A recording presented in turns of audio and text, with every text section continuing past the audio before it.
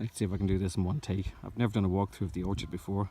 Don't know if anyone's interested, but yeah, it's nice trees to look at least. These two rows I'm standing between were the first two rows that we bought. It's a plot that measures 100 by 10 meters. Bought it about 4 or 5 years ago, I think. And that's really what started the proper side of adventures. And they've been fairly uncared for, very overgrown. I've made some efforts in thinning them out a little bit. I've only managed half of them, I think, so far. And not being too aggressive, because I didn't want all these Wassersprossen, so these water shoots, to start jumping up out of it. But that's not mine, by the way. It's my friend's. He's been there for weeks. So there's some pear trees here, and there's a sour cherry tree here. Now I'm going to walk over these next two rows, which belong to my friend with the moped. He planted new trees this year. Got them really cheap.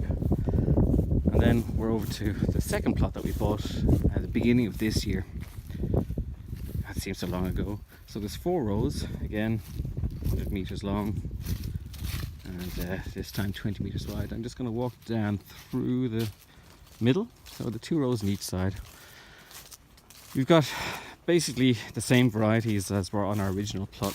There's Cox's Orange Pippin, Gold Parmena, or King of the Pippins, Jona Gold, Gloucester, Glockenapfel, Boskop. And then the people who owned this plot planted a couple of additional ones. So Neckartaler, which I can't find in any books.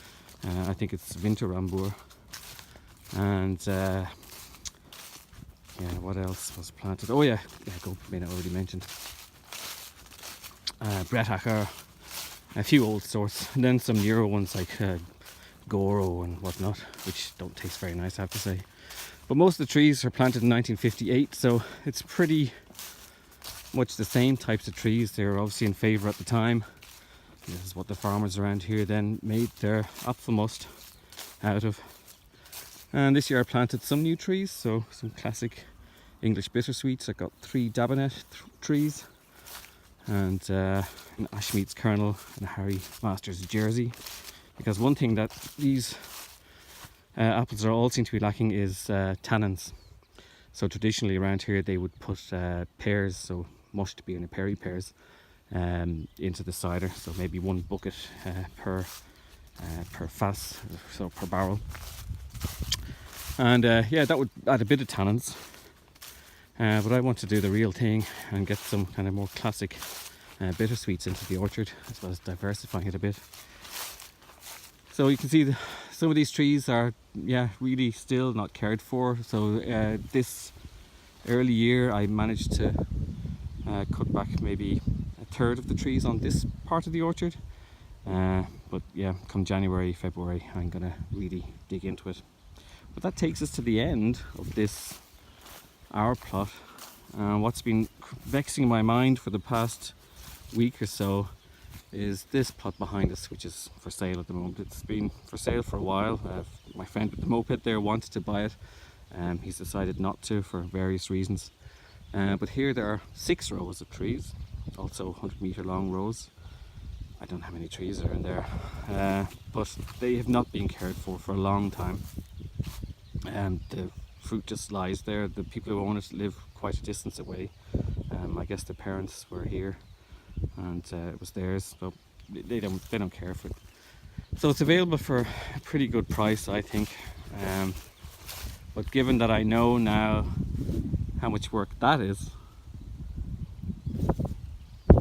yeah, my head is saying this would be insane to buy this, but my heart is saying do it, because it's a really nice old orchard. It's got a lot of character. Trees are pretty much the same as what we've got, the same kind of varieties. There's a lot more Cox's Orange Pippin in there. There's a couple that I don't know. These tiny little yellow ones that taste like sour grape juice. They're really nice. But what worries me is this borders onto tillage. So that's under green fertilizer at the moment. And one of the reasons we bought this plot over here was because it borders onto the tillage. We thought, well, if the farmer buys it, and they usually get first choice on land, you could take the trees out and then another section of this orchard would be gone. The overall orchard measures 200 by 200 meters roughly. Was split into 100-meter long plots in 1958, and then some sort of group or society or co-op, bought the land, split it, planted the trees, and there's 2 or 3 of them dotted around Shefflin's. So it goes back to then. The trees are, most of them are coming from that date.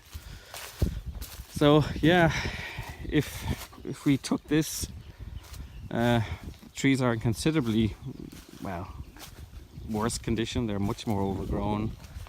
It creates a nice effect this time of year, but of course when they're in full leaf, it's pretty dark under here, which has its advantages, I guess. Protected it from the sun this year. And there's a quince tree hidden down here as well. But yeah, it's a hard decision.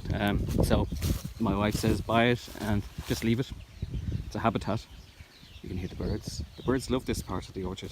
So when I'm working away over the other side, you always hear lots and lots of birds here. So it's a nice little refuge for them.